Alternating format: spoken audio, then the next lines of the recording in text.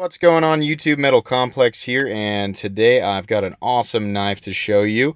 This is the knife that I just recently unboxed, the Hinderer Firetac production model. This is an amazing folding knife. I've got a lot to say about it, and of course I love it. I'm a huge Hinderer fan. Let's go ahead and do a size comparison here with the Manix 2. So Manix 2 is 8 inches overall. The Firetac is a little bit longer. This camera always throws off the true length of these knives, so I'm going to give you that so you can see for yourself, and then I'll go over the specs here in a sec. Anyways, so the Firetac actually has a 3.6 inch blade. So it's got a longer blade and a longer cutting edge than the Hinderer XM18 3.5 model. The overall length, I want to say, is 8.2, 8.1. Could be 8.3. I believe it's actually a little bit shorter overall than the Hinderer XM18, but it has a longer cutting edge. This is a Hinderer knife, but it's designed completely different than a lot of his other models. I want to say also, Hinderer Knives on the website has this awesome gallery where he shows past knives and custom knives, and Hinderer XM18 variants that a lot of people haven't seen before, and it's an awesome gallery. I urge you to go take a look at that. It's really, really cool. In there is his original Firetac design, dating all the way back 16 plus years ago, and so he's finally brought this to production, and I was really, really excited. This is for all the, there's a lot of people who complain about Hinderers for different reasons, but one of the common ones is, one of the common reasons is, of course, price. That's an old argument. There's nothing to be said, more for that. But for people who can justify the prices, sometimes the complaint is that the XM18 is just too bulky. It's too thick behind the edge, in all fairness, the XM18 is a working man's folding knife, so it's a lot of the models are thicker behind the edge and they have a thicker stock. The Firetac is a full-size knife that is a lot more EDC friendly in terms of the stock thickness, the shape of the blade, the cutting edge, how thin it is behind the edge, which I'll go ahead and give a shot right here if we can see that. Come on, buddy, let's focus. Are we going to focus?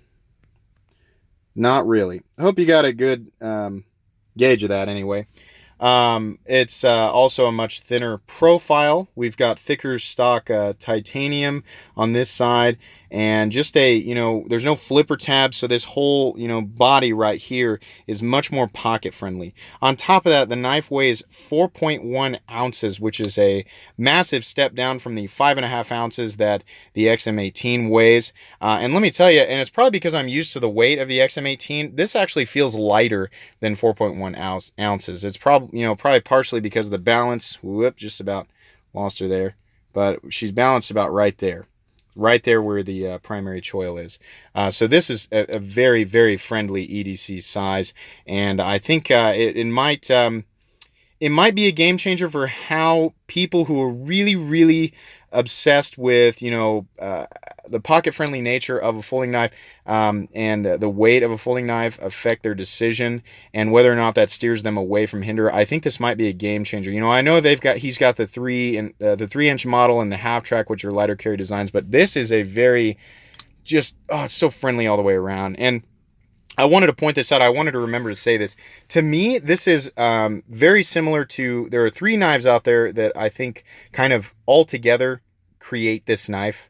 The Terzola ATCF, the Fantoni HBO1, and the Benchmade 710. I kind of all together, it's like if they all came together and then you reduce the weight and kind of just refined it, you end up with this. The Terzola ATCF has that ramp, thumb stud, and kind of the blade design. 710 handle shape is very similar to this, and the overall kind of fit and finish of the HBO1 and that kind of military look, kind of straightforward drop point design. I guess there are elements of both those other knives in the Fantoni as well, but altogether those remind me of this knife. And it's an excellent design. It's not there's nothing standoutish about it, but this is kind of hits the nail on the head in terms of what works and he has emphasized that in this knife, and just made a really exceptional folding knife. This is, of course, CPM 20CV, made in the United States, grade 5 titanium, and then G10 on the front. And you do, to my liking, have a titanium liner there on the inside. The standoffs, I'll give a close-up. These are different than XM18 standoffs, a little bit smaller, and they've got another lip there on the inside versus the standard standoffs. You no longer have, on this knife, you don't have that flathead pivot. You've got what looks a lot like an XM18 3.5 handle screw, though I imagine it is different. It does actually stick up a little bit from the scale. Same on the other side. I find this interesting. On the show side, it's polished, and on the rear side, it is matched to the stonewash. So that's pretty cool.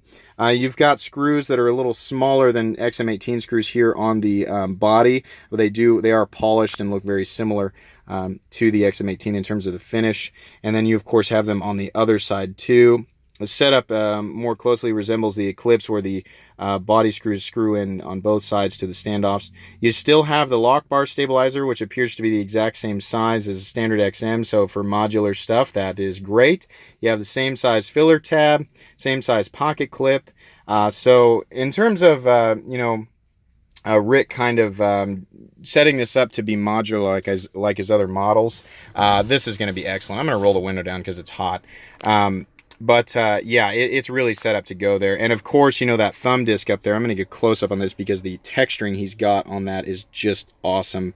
You can see there how this is textured, really pretty. And turn that radio down. But that is, I'm sure there'll be aftermarket parts. You can change this out to titanium in different colors, and of course the hardware and things like that. I've heard that he's gonna be pretty quick about offering hardware for these, so that's pretty cool. And of course, with this being a new model, he's going ahead with the steel lock bar insert, which is awesome. Mine ended up with a beautifully early lockup. Let's go ahead and show that there, even with the insert, so that's pretty cool. And also the centering on it was perfect. I've mentioned this before, Rick Hinderer's fit and finish is just, it was already good, and it's just getting better and better and better. So I think that's wonderful. Overall, this is just an excellent design, and it's very smooth. This has more of a hydraulic smoothness to it than your free falling blade smoothness that you might get with a heavier blade on the XM18. So it's a very satisfying smoothness, but it is different. The D10 is lighter, but that has to be the case because you've got so many different people that prefer so many different types of detents. But on a flipper, you want a heavier detent, especially on an XM, to make sure that you can build up enough force to actually fire the blade out. With this being a non-flipper, if you ended up with way too heavy of a detent, you would not be able to easily get this to pop out. So it's lighter, but still substantial enough to get the blade to fire it out when you need to.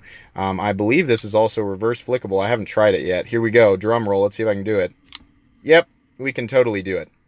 A little bit of wrist in there, but this is very new and has not broken in yet. But from the factory, this came very, very smooth and very, very sharp. Holy cow. I mean, it's definitely set up to be a better slicer than your knives that are thicker behind the edge. I also really enjoy this G10 texturing he's got going on here. It's reminiscent of the original Firetac. You've got a smoother finish up here that looks peel ply, but it's very smooth to the touch. And then you have some standard XM texturing here that provides medium traction, plenty for where your hands would fall. You can see there where your fingers are going to fall on that texturing. So just really satisfying all the way around. I'm going to point this out again, just like I did on the Gen 5 Hinderer. This has two lock bar stabilizers. You have the disc right here, and then you have this one right here. The chip is actually cut out to catch the other side of the frame, and I'm not really going to be able to show it, but just like on the Gen 5s, it's actually going to catch on the other side of that frame. So you've got two things keeping the lock bar from overextending, which is probably overkill, but hey, it's not hurting anything, and it just provides a better sense of security there. So I think that's excellent. You do not have jimping on the frame like the XM, and you don't have jimping back here or on the inside here, but you do have jimping up here.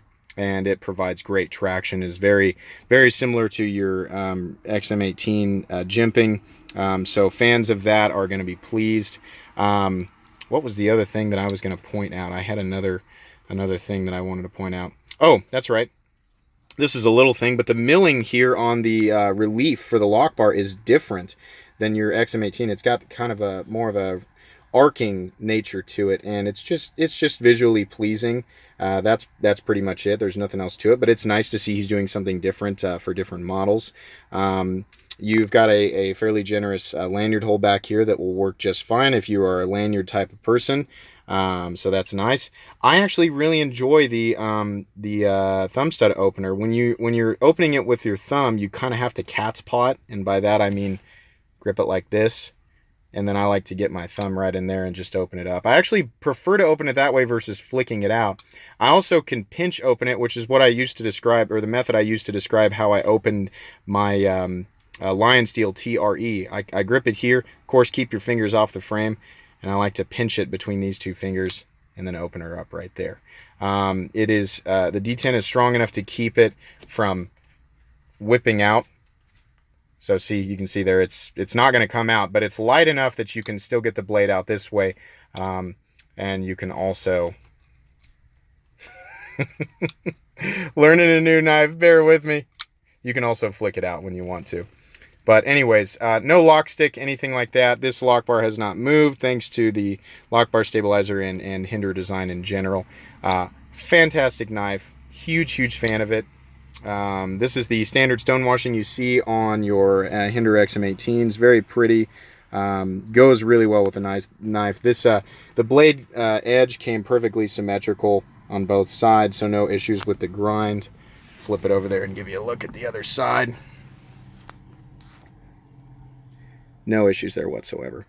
Blade thickness towards the tip. This is still the blade stock is still plenty thick to be considered more heavy duty use than your standard folding knife. And the tip is thin on this spear point, but not so thin that you're going to have to worry about it breaking. You know, sometimes the tip on the Mannix is an example of one that I might be a little reserved with. You can get these in 4 variations right now. They actually, no, there's other finishes too, but they have OD green, black, OD green and black as G10 scales. You have a choice between spear point, which is this blade here, or Spanto. And now I just saw most of these stonewash ones are gone, but you can get the same color configurations in a working finish of either blade style. So very cool.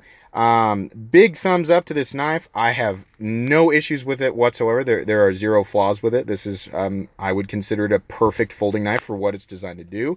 This is a medium. I mean, I'm going to give a broad description of this here, but I would say not quite as heavy duty as the XM18, but still plenty capable of medium to medium hard use. Much more EDC friendly. So this is an excellent choice for EDC all the way around. Absolutely. It's going to fall into the sweet spot for so many people, and I think this is an excellent choice. If you've never handled a Hinderer, this is certainly a good one to start with. It's a great example of what Hinderer is capable of. If you are a huge Hinderer fan and you're curious about this one, I say go for it. This is an awesome knife. Absolutely. So that is pretty much it for today, guys. I hope you enjoyed this video. We are just about to 100 subscribers, and I am super excited about that. Thank you so much to everybody who's been involved with this channel since the beginning, and everybody who's been watching my videos and liking my videos. I'm so appreciative of that, and I really love doing this. This is a lot of fun, so thank you everybody so much. If you're new to this channel and you like this video, please leave a like and check out my other content. I do have lots of videos of either expensive or inexpensive knives that I do or don't like, and if you enjoy that content, then please subscribe to my channel and turn those notifications on, because there's definitely more coming. Thanks again for watching, and have a great day, guys.